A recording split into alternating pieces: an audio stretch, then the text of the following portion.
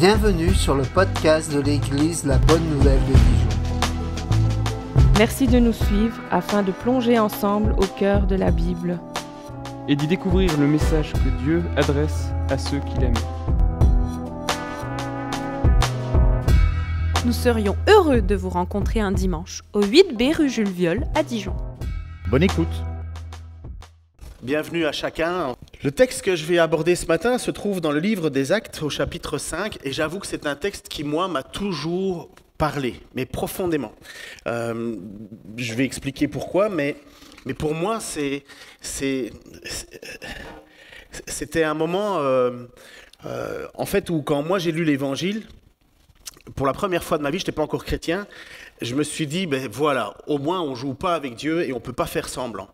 Et en fait, moi, à ce moment-là, j'étais dans la drogue, je faisais plein de bêtises, et finalement, j'étais plutôt en train de regarder la paille dans l'œil du voisin sans voir ma poutre à moi, mais ça m'a amené vers la conversion, parce qu'en fait, c'est ça qui moi, m'a mis, qui m'a montré en fait que la vie chrétienne, c'était bien plus que ce que j'en voyais autour de moi. J'étais comme tout petit Belge à l'époque. Pour moi, Dieu, ça se résumait à l'église catholique. Et puis, ça se résumait à mes fêtes de grand-mère. Et puis, à faire la communion pour recevoir une montre, à faire sa confirmation, à faire... je ne sais plus tout ce qu'on m'a demandé de faire. Je l'ai fait parce qu'il fallait bien le faire. Mais en réalité, c'était juste... pour moi, c'était de la façade. Et puis, je voyais bien que les gens, en fait, ils en avaient strictement rien à faire, sauf les jours de fête et les mariages et les enterrements. Alors, les gens s'habillaient bien et compagnie. Mais en fait, tout ça, c'était juste de la façade. Et donc moi, ça m'a profondément marqué quand j'ai lu d'abord le Sermon sur la montagne, où Jésus est un peu rude vis-à-vis de tous ces gens qui font semblant. Et puis ce texte-là, parce que c'est quand même un moment assez étonnant. Donc avant de commencer sur ce passage de Acte 5, je vais prier, puis parce que c'est un moment particulier pour moi. Seigneur, merci, oui, pour ta grâce, ton amour. Merci pour ta parole. Elle est une épée à double tranchant, Seigneur. Elle est juste. Elle sépare, Seigneur, la chair de l'os. Elle va au plus profond, au plus juste, au plus droit. Que cette parole, Seigneur, soit notre seul guide, notre seul repère, notre seule volonté, notre seul juge. Que l'on puisse, Seigneur, en fonction de cette parole, vivre pour te plaire, Seigneur. Qu'elle puisse, Seigneur, nous nourrir, nous réconforter quand on est abattu, nous reprendre lorsque nous péchons. Que cette parole, Seigneur, puisse être le socle de notre vie. Qu'elle puisse faire son effet, Seigneur, comme tu le souhaites. Donne-moi, Seigneur, de ne pas y mettre, Seigneur, ma pensée, mais ta pensée dans ce que tu me permets d'apporter ce matin. Dirige toutes choses pour ta gloire, Seigneur, et donne-moi de la douceur, Seigneur, là où toi tu es doux. De la vérité, Seigneur, aussi, parce que tu l'es. Dirige toutes choses, Seigneur. Amen. Qui connaît un petit peu l'histoire de l'Ancien Testament, en grand? Donc le peuple... Ouais, vas-y, Pascal. Donc ça commence comment? Ouais, alors, on va commencer avec Adam et Ève. Ouais, classique, ouais. Donc après, on a le peuple juif, et qui se retrouve en Égypte. Voilà. Ouais, 40 ans d'esclavage. Puis ils sortent. Qu'est-ce qui se passe pendant ces 40 ans? Vous pouvez aider Pascal. Qu'est-ce qui va... Je l'ai dit, qu'est-ce qui va se passer pendant 40 ans? Facile. Qu'est-ce qui va se passer à la sortie de l'Égypte? Bon, ils vont tourner en rond dans le désert. Ils vont tourner en rond dans le désert, et c'est une punition, en fait, tourner en rond dans le désert. Et puis, une fois qu'ils sortent du désert, qu'est-ce qui se passe? C'est qui rentre dans le pays promis?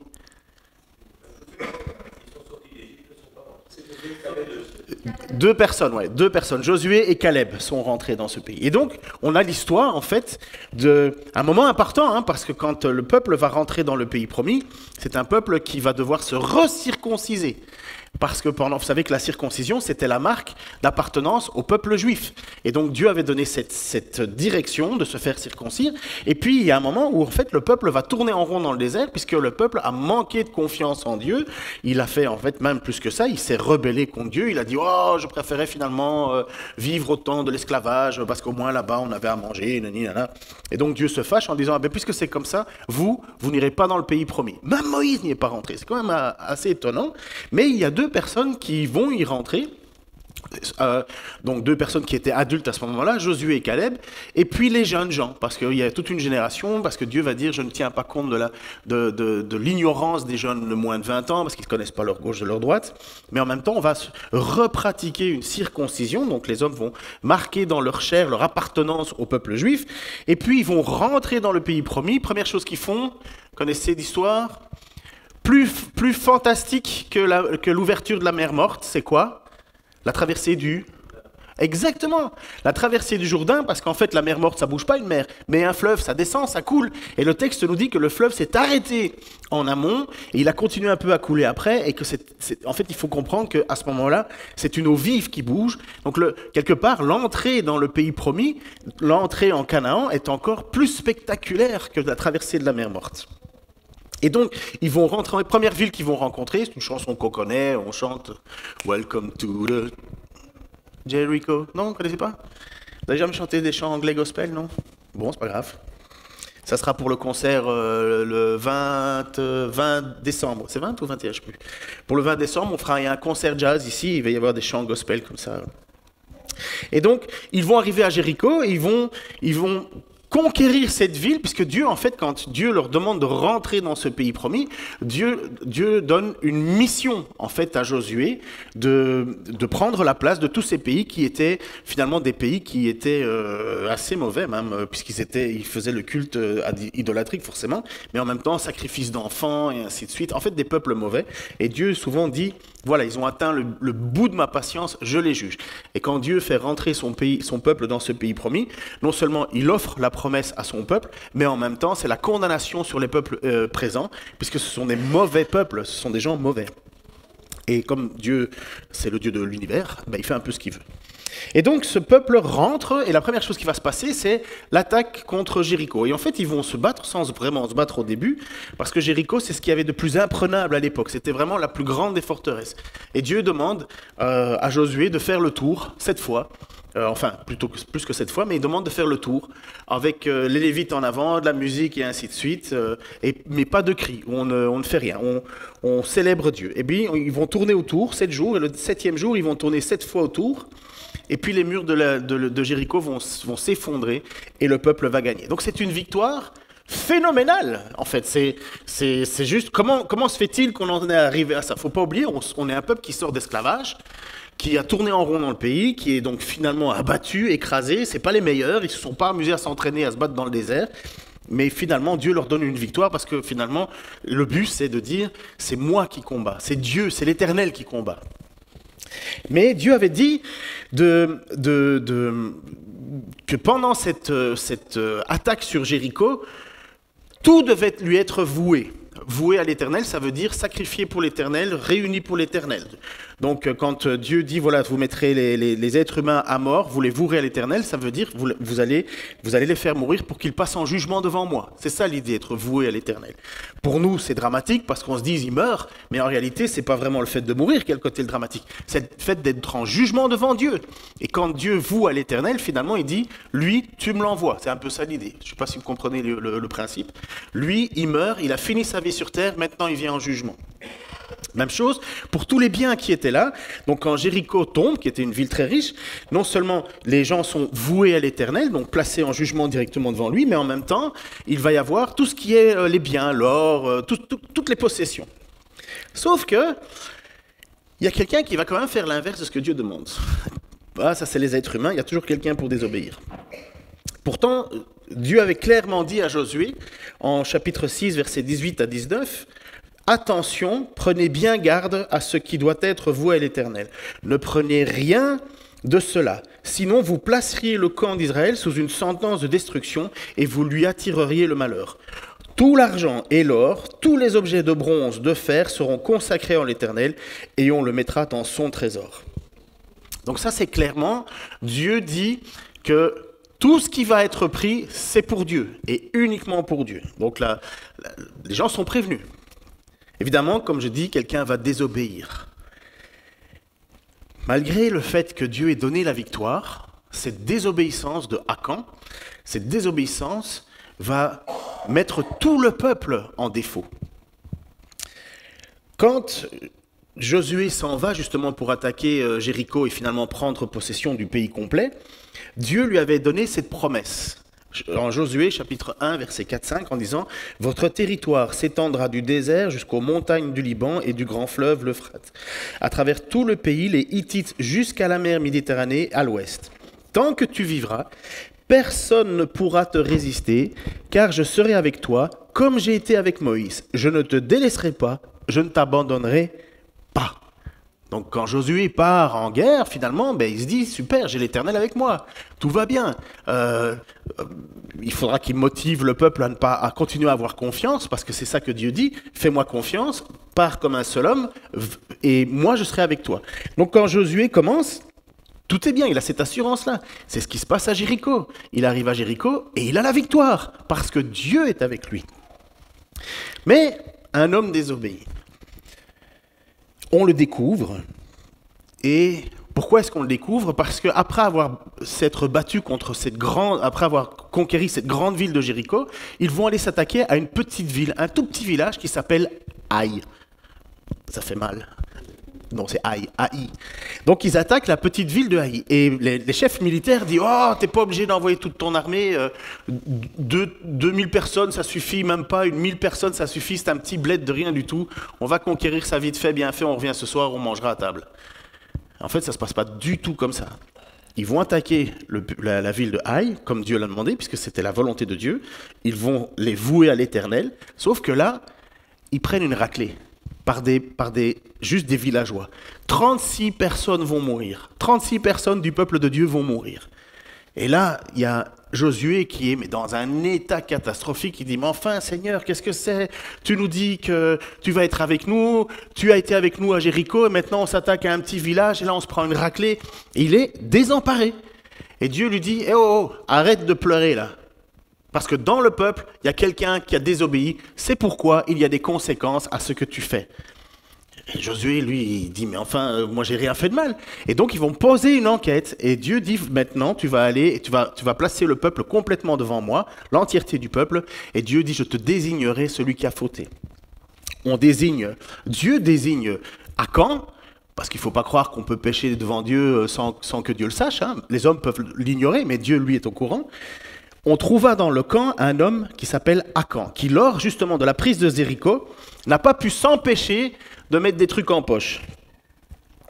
Résultat final, Josué, chapitre 7, versets 25 et 26. Josué dit à Akan, « Pourquoi nous as-tu attiré le malheur, que l'Éternel fasse ton malheur aujourd'hui ?» Alors tous les Israélites le lapidèrent. Ils lapidèrent aussi tous les siens et brûlèrent les cadavres. Puis on éleva sur lui un grand tas de pierres qui existe encore aujourd'hui. Après cela, l'Éternel abandonna sa colère. C'est à cette occasion que l'endroit fut appelé Vallée d'Accord, Vallée du Malheur, nom qui lui est encore resté jusqu'à ce jour, donc au moment où ils écrivent le livre de Josué. Waouh! Tout le peuple est sous la condamnation à cause de la faute d'un seul. À cause de la faute d'Akan, qui a pris apparemment une veste de Babylone, un lingot d'or et je ne sais plus trop quoi d'autre. À cause de sa faute, il l'a caché sous sa tente en plus. À cause de sa faute, 36 personnes sont mortes de son peuple, de ceux sur qui la main de l'Éternel était posée. Le peuple de Dieu, choisi, qui se sont circoncis avant de rentrer dans le pays promis. Parce que justement, Dieu leur avait donné cette promesse.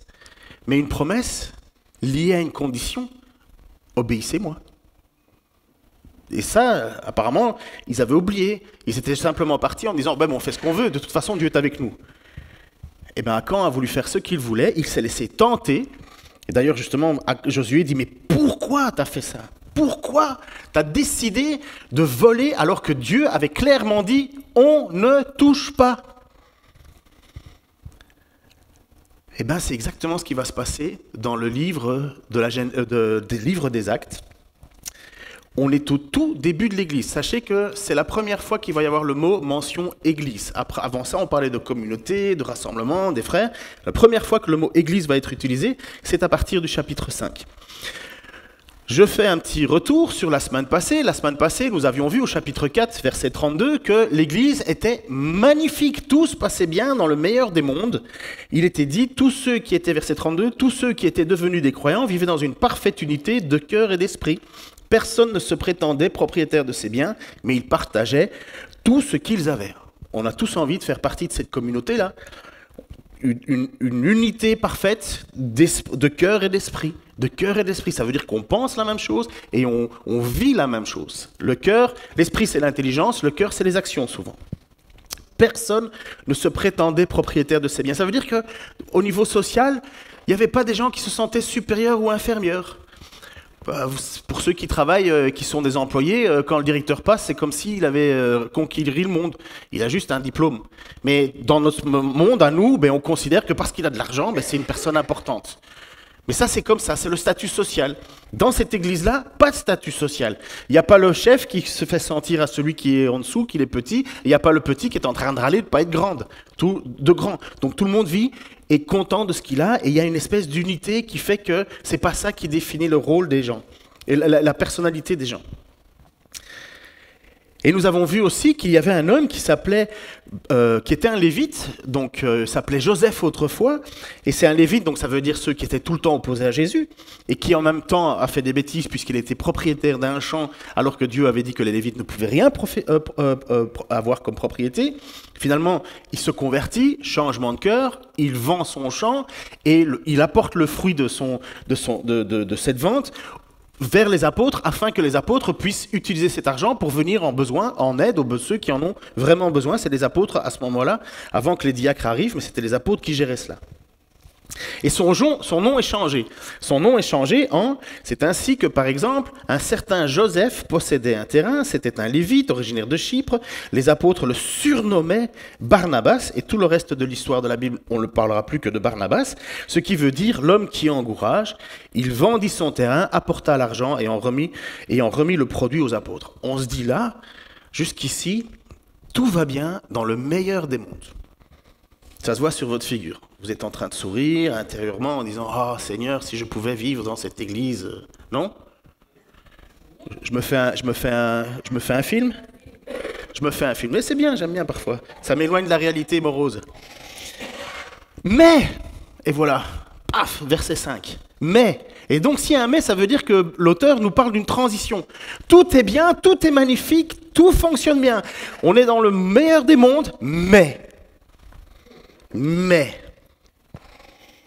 un certain Ananias et sa femme Zaphira vendit aussi une propriété et, en accord avec elle, mit de côté une partie de l'argent de la vente, apporta le reste aux apôtres et leur remit. Donc déjà, c'est un couple. Souvent, on se dit « Ah oui, mais si ma femme est d'accord, je suis d'accord. » Mais non, ta femme, c'est peut-être pas ton meilleur conseiller. Et, ni l'homme, c'est pas forcément. C'est Dieu qui doit être le meilleur conseiller. Là, jusqu'à présent, pas de problème. Qu'est-ce qu'ils font ? Rien de mal. Ils vendent un terrain comme Barnabas. Sauf qu'ils ont décidé de se mettre d'accord sur le montant. Il vendit aussi une propriété en accord avec elle. Il mit de côté une partie de l'argent de la vente. Donc, ils veulent faire des économies, partir en vacances, faire ce qu'ils veulent en fait. C'est pas un problème. Et puis, ils apportent le reste aux apôtres. Et on leur remet. Finalement, dans cette assemblée, vous avez Barnabas, que tout le monde connaît, puisqu'on voit que c'est un homme bon, au point qu'on lui donne un nouveau nom, et les gens sont là en train de dire « Waouh, Barnabas, c'est quand même chouette, c'est quelqu'un qui encourage, c'est une personne, Joseph, c'est vraiment un gars qui encourage, on va changer son nom. » Et à côté de ça, vous avez un couple qui veut jouer le même jeu. Vous avez un couple qui, eux aussi, veulent venir en avant. Mais ils n'ont pas le cœur à la bonne place. Et on va voir c'est quoi le gros problème. Lorsque l'apôtre Paul rédigea son épître aux Romains, je vous conseille de lire un jour l'épître aux Romains, du début à la fin, même s'il y a des moments où vous allez vous dire « mais de quoi il parle ?» C'est pas grave. L'épître aux Romains, c'est vraiment la cathédrale théologique. C'est vraiment le point d'orgue doctrinal pour comprendre pourquoi Dieu nous sauve, comment Dieu nous sauve et vers quoi on va.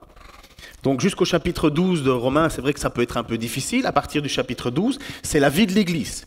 Comment l'Église doit vivre maintenant. Mais au chapitre 10, à un certain moment, et Paul va essayer de centrer l'essentiel sur c'est quoi un chrétien, comment on devient chrétien. On sait que pour devenir chrétien, il faut confesser notre faute, il faut reconnaître Jésus comme notre Seigneur et Sauveur. Et justement, Paul va utiliser cette toute petite phrase en disant « Cette parole est celle de la foi et c'est celle que nous annonçons. En effet, c'est Romains 18, je ne sais pas si je l'ai mis, voilà. En effet, si de ta bouche tu déclares que Jésus est Seigneur, et si dans ton cœur tu crois que Dieu l'a ressuscité, tu seras sauvé. Car celui qui croit dans son cœur, Dieu le déclare juste. Celui qui affirme de sa bouche, Dieu le sauve. En effet, l'Écriture dit, celui qui met en lui sa confiance ne connaîtra jamais le déshonneur. Donc Paul, pour résumer c'est quoi la conversion, il prend ce point-là, ce centre-point. C'est pas une phrase magique, c'est pas un truc à se faire tatouer en disant « Regarde, je l'ai tatoué, tellement c'est important pour moi ». Non, c'est vraiment le reflet d'un cœur, le reflet d'une pensée, le reflet d'une intelligence. Si de ta bouche tu déclares que Jésus est Seigneur, donc ça veut dire que tu l'affirmes, tu le déclares, tu le fais connaître aux autres. Et si dans ton cœur tu crois que Dieu l'a ressuscité, ça veut dire que tu en es pleinement convaincu. On ne ressuscite pas tous les jours en général sur terre. Et le seul qui est ressuscité et qui vit au ciel aujourd'hui, c'est Christ. C'est lui le ressuscité, on le nomme le ressuscité. Si on ne croit pas que Jésus est ressuscité, finalement on n'est pas chrétien, puisque c'est ce que nous espérons nous-mêmes. Donc bref, il y a la déclaration publique de « Tu es mon Seigneur ». Oui, mais c'est quoi un Seigneur ? C'est quoi un Seigneur ? De mémoire, je pense qu'ici, à part quelques-uns qui sont peut-être en préparation au baptême, vous avez tous déclaré que Jésus est votre Seigneur. C'est quoi alors un Seigneur ? Le Seigneur, c'est quelqu'un devant lequel on plie le genou. C'est celui à qui on dit « Tu as autorité sur ma vie, tu es le chef de ma vie ». Le Seigneur, c'est quelqu'un qui t'envoie à la guerre ou pas. C'est quelqu'un qui dispose de ta propre vie. Tu n'es plus ton propre Seigneur. Tu donnes ton pouvoir, qui était celui d'être le petit maître de toi-même, et tu le donnes à ton Seigneur. En fait, cette phrase, c'est ce que Paul va résumer simplement en disant « Ce n'est plus moi qui vis, c'est Christ qui vit en moi ». C'est ça, avoir Dieu comme Jésus comme Seigneur. Ça ne se voit pas toujours. On lutte, mais on n'a pas le choix. Jésus est ton Seigneur ou pas. Donc si tu l'as déclaré de ta bouche, ça veut dire que tu n'es plus le chef de toi-même. Toute ta vie, tu la vis en fonction de ce que Dieu veut, de ce que Jésus veut ou de ce que Jésus veut pas, de ce qu'il accepte ou ce qu'il n'accepte pas, de ce qu'il aime, de ce qu'il n'aime pas. Et donc on n'est plus à la direction de sa vie, on est à la direction de notre Seigneur, puisqu'on l'a déclaré. Et puis c'est ce qui fait qu'on est sauvé. Si tu déclares de ta bouche que Jésus est le Seigneur, ton Seigneur. Certainement que Ananias et Saphira ont fait cette déclaration au milieu de l'Église, puisque le texte nous dit que tous les croyants mettaient en commun. Ils ont certainement fait cette phrase. Ils ont certainement dit autour de Jésus est mon Seigneur. Ils ont fait comme les autres. Ils ont même été peut-être plus que les autres, puisque apparemment ils avaient des possessions. C'est pas tout le monde qui a vendu sa maison. C'est pas tout le monde qui était. C'était pas une obligation. C'était un élan volontaire. Et donc eux aussi ont voulu participer à cet élan volontaire, puisqu'ils déclarent que Jésus est leur Seigneur. Ils veulent être comme tout le monde. Mais il y a un problème avec eux. Il y a un problème profond. Aux yeux de la population, enfin de l'Église, Ananias et Saphira, et en plus Saphira, ça vient du mot saphir, donc truc brillant, sont comme les autres. Ils veulent bien faire quelque part. Ils ont même vendu un de leurs biens. Mais voilà qu'il va y avoir quelque chose qui va tomber comme dans toute l'Église, ça va être un choc. Mais vraiment un choc. Pierre, donc nous avons Ananias et Saphira qui amènent le produit de leur vente, après s'être mis d'accord entre Ananias et Saphira en disant, voilà, on va dire qu'on l'a vendu à tel montant, mais on va garder un montant pour nous. Et puis ils arrivent. Et Pierre lui dit, Ananias, comment as-tu pu laisser Satan envahir à tel point ton cœur ? Tu as menti au Saint-Esprit en cachant le prix réel de ton champ pour en détourner une partie à ton profit. Comment d'abord Pierre le sait ? On ne sait pas trop. Mais en attendant, Pierre, il ne va pas par quatre chemins. Il lui dit, mais comment tu as pu laisser Satan te motiver ? comment tu as pu faire cela? Comment tu as pu mentir? Je suis sûr que Pierre doit se dire au fond de lui, mais qu'est-ce qui t'a pris? Qu'est-ce qui t'a pris? Comme Josué certainement, qui devait se bander au niveau de Akan. Mais qu'est-ce qui t'a pris de faire ce que Dieu a interdit? Qu'est-ce qui te motive au fond de toi? C'est qui ton guide? Qu'est-ce qui t'a pris, Ananias, de mentir au Saint-Esprit? Comment as-tu pu laisser Satan envahir ton cœur à tel point? Tu as menti au Saint-Esprit. Waouh! Lui qui voulait paraître bien, comme Barnabas, en apportant sa petite caisse avec son argent, en faisant regarder les autres, puisque regardez, j'amène ma caisse, moi aussi je suis généreux, moi aussi je suis bon, moi aussi je suis bien. Pierre le regarde en disant, mais qu'est-ce qui t'a pris? Vous comprenez pourquoi ce texte me plaît un peu? Enfin, pour ceux qui connaissent ma personnalité. N'étais-tu pas libre de garder ta propriété? Donc Pierre lui dit, mais tu pouvais faire ce que tu voulais de ton argent, c'est à toi. Donc finalement, en fait, Ananias et Saphira n'ont volé personne. N'étais-tu pas libre? Ou même, après l'avoir vendu, ne pouvais-tu pas faire de ton argent ce que tu voulais? Comment tu peux décider en toi-même de commettre une telle action? Ce n'est pas à des hommes que tu as menti, mais à Dieu. Petite annotation, nous voyons que mentir au Saint-Esprit, c'est mentir à Dieu. Le Saint-Esprit, ce n'est pas une force, une vapeur. Le Saint-Esprit est une personne.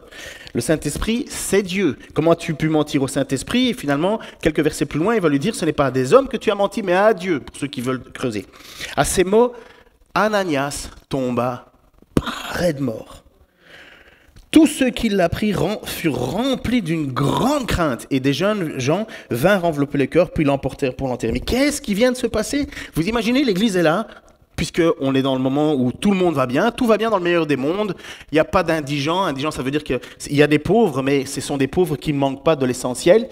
Et il y a des riches, et ce n'est pas des riches qui se gavent tout seuls en pensant que c'est juste pour eux. Non, tout le monde vient en aide. Donc finalement, c'est un bel endroit, c'est un havre de paix, c'est magnifique. Et à ce moment-là, vous avez une personne qui s'était en exemple, et puis vous avez Ananias et Saphira qui viennent scandaliser l'église. Parce que mourir comme ça en plein milieu d'une église, ça claque, hein.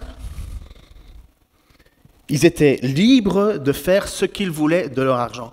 Et ils étaient libres de le garder ou de le vendre. Donc il n'y avait pas une obligation de vendre les biens. Mais alors, puisque Ananias et Saphira n'ont volé personne, n'ont abusé de personne, n'ont roulé personne, mais quel était leur problème? L'hypocrisie. L'hypocrisie. C'est le pire des mensonges aux yeux de Dieu, l'hypocrisie. C'est le pire des mensonges humains, l'hypocrisie.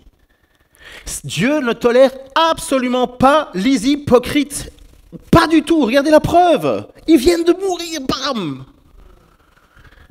Regardons simplement le nouveau dictionnaire biblique, donc qui est par René Patch. Je crois que j'ai mis la définition. L'homme hypocrite a une attitude extérieure qui ne correspond pas à ce qu'il pense au fond de lui-même. Il cache ses sentiments pour retirer des avantages ou pour nuire à son prochain. Il fait état de qualités qu'il n'a pas.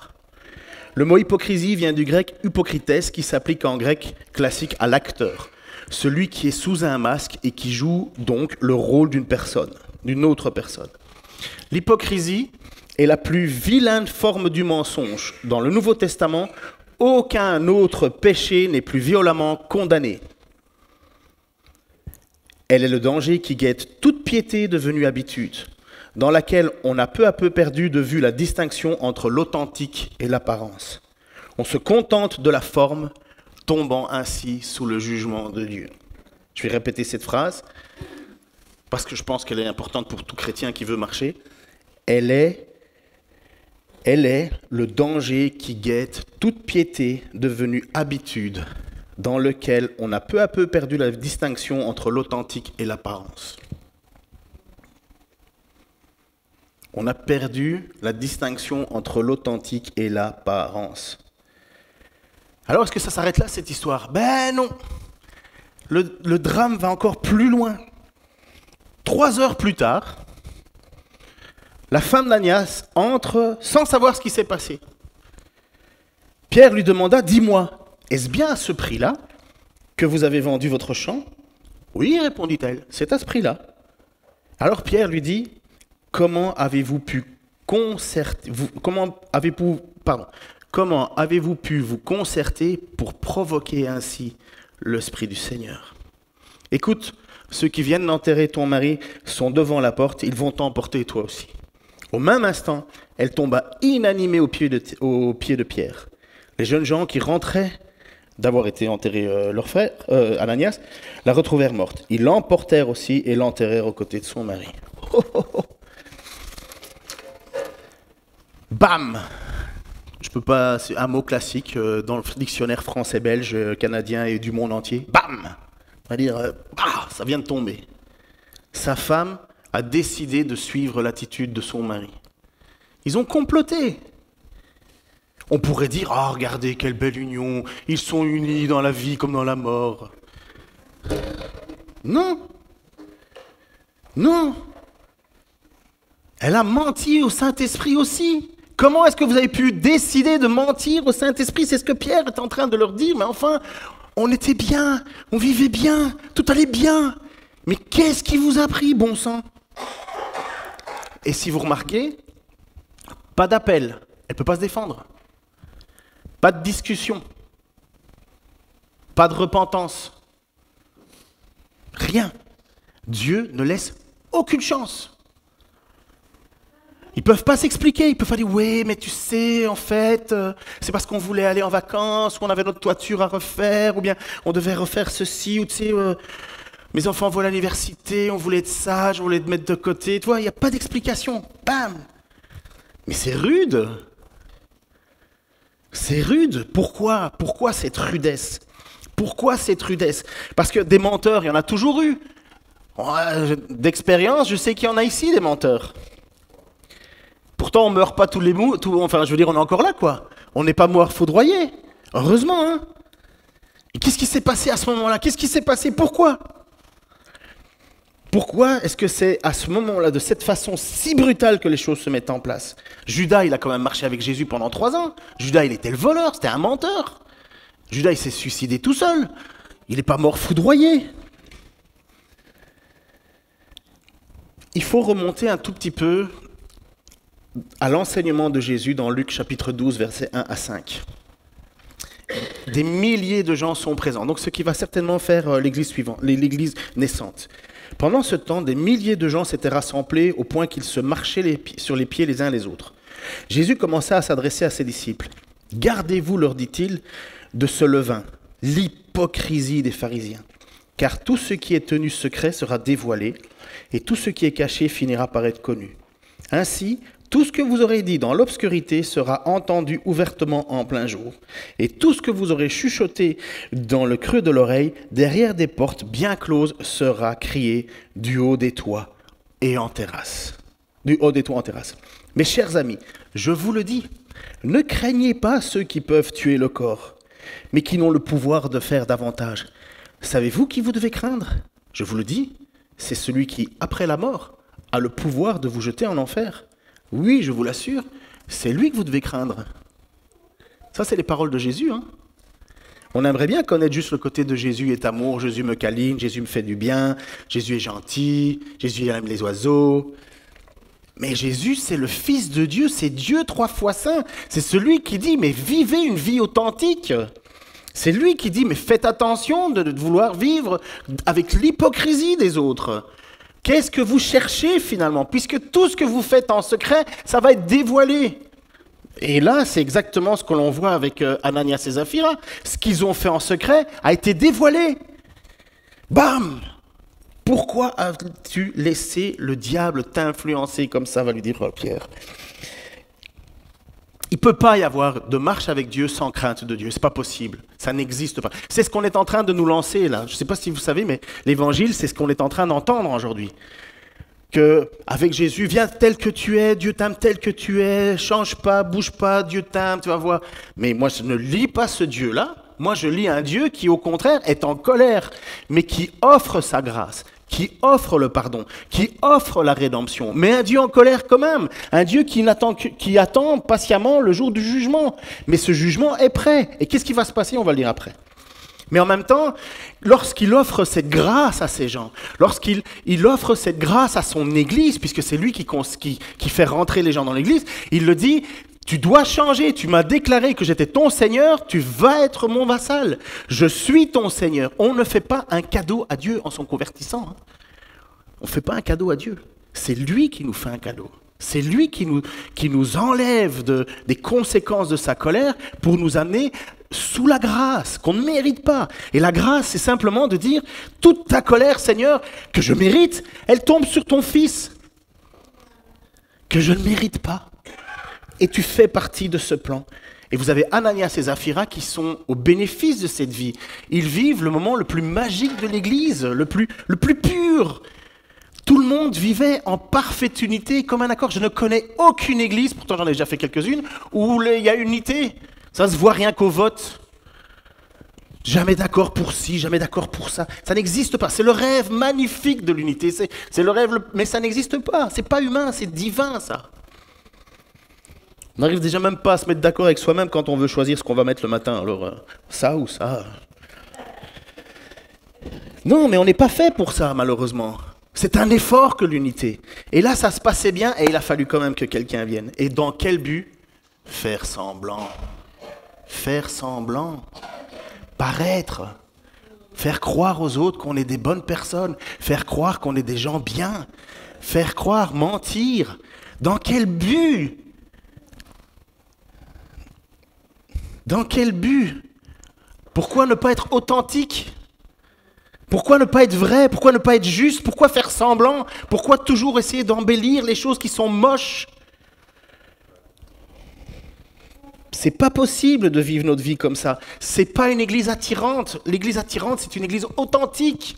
Avec des gens qui reconnaissent quand ils ont fait une faute, et des gens qui reconnaissent quand ça va pas, et des gens qui reconnaissent quand ils n'y arrivent pas, et des gens qui demandent pardon quand ils ont fait une faute et qui se pardonnent aussi. Mais l'église, non, c'est plus ça malheureusement aujourd'hui. Parce qu'on est rentré dans un monde d'individualité, où ce qui compte, c'est moi avec Dieu. Mais Dieu dit non, c'est pas toi avec Dieu, c'est toi avec les autres. Et c'est une grande difficulté pour chacun d'entre nous, c'est ça la vie chrétienne, c'est parce que Dieu a décidé de sauver un peuple. Dans l'Ancien Testament, c'est 36 personnes qui sont mortes à cause de la faute d'un seul. Heureusement, notre Seigneur est un Dieu de grâce et il nous a dit qu'il ne ferait plus reposer les péchés des parents sur les enfants, et ainsi de suite. Et que maintenant, ce n'est plus la même dynamique, mais vous imaginez qu'à l'époque, c'est comme ça, 36 personnes sont mortes à cause de la désobéissance d'une seule. Là, c'est juste Ananias et Saphira qui sont morts. Faut que je me calme, là.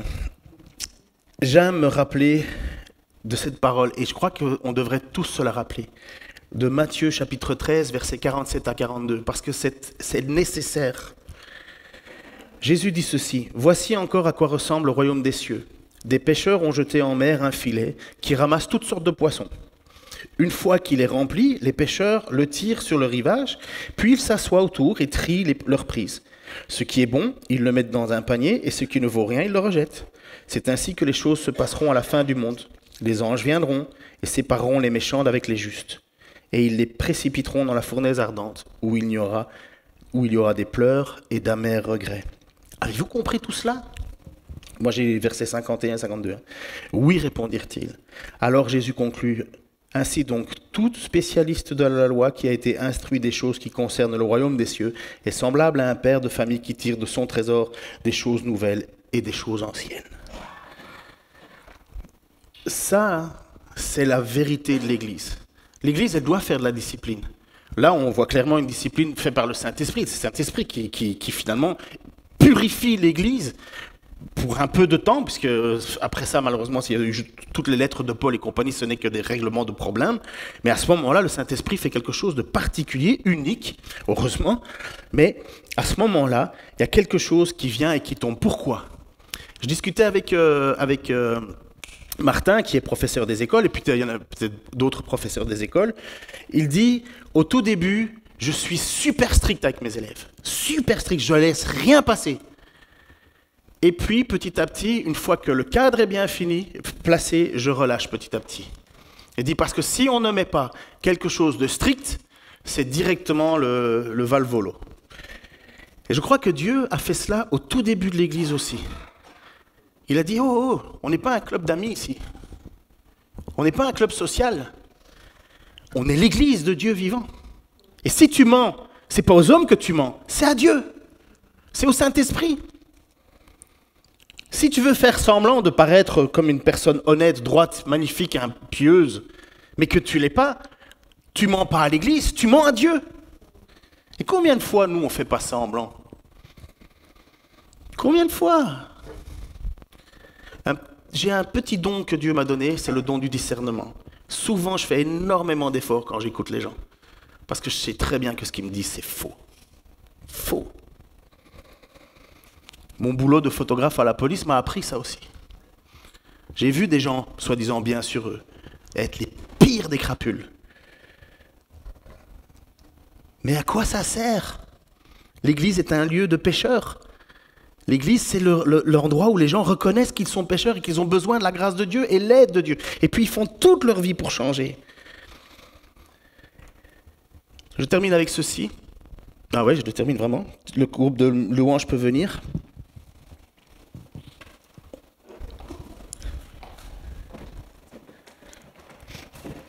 À la fin du livre de l'Apocalypse, Jésus va dire ceci, c'est Jésus qui parle. En Apocalypse chapitre 22, versets 12 à 15. Oui, Jésus dit, je viens bientôt. Moi, je pourrais m'arrêter là et juste dire, oh Jésus, oui, s'il te plaît, viens bientôt. Libère-nous de nous déjà, de notre propre tension, de nos propres luttes intérieures. Libère-nous de ce monde qui vit de plus en plus fou.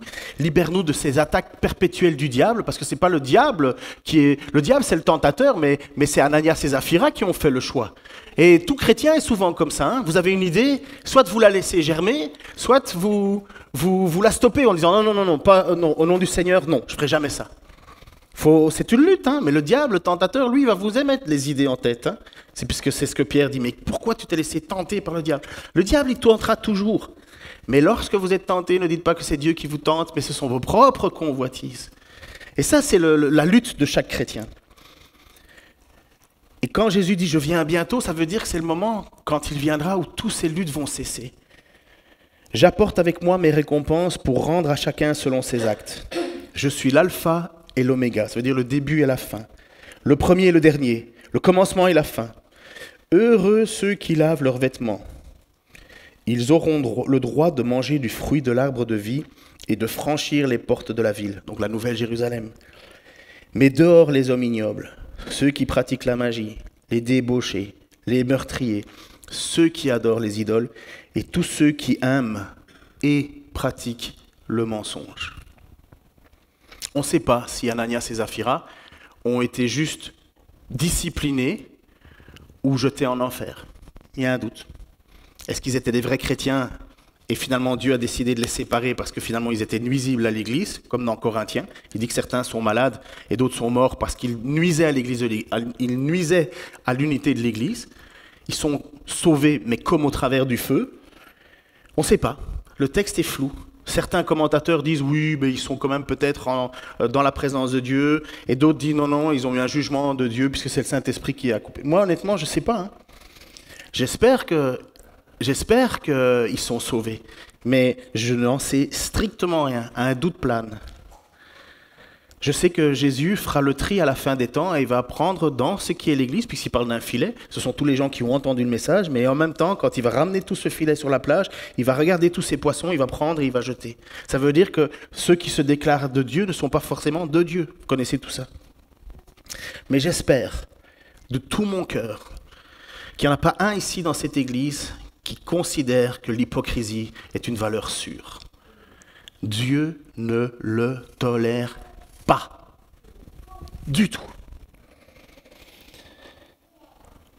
Mais dehors, les hommes ignobles, ceux qui pratiquent la magie, les débauchés, les meurtriers, ceux qui adorent les idoles et tous ceux qui aiment et pratiquent le mensonge.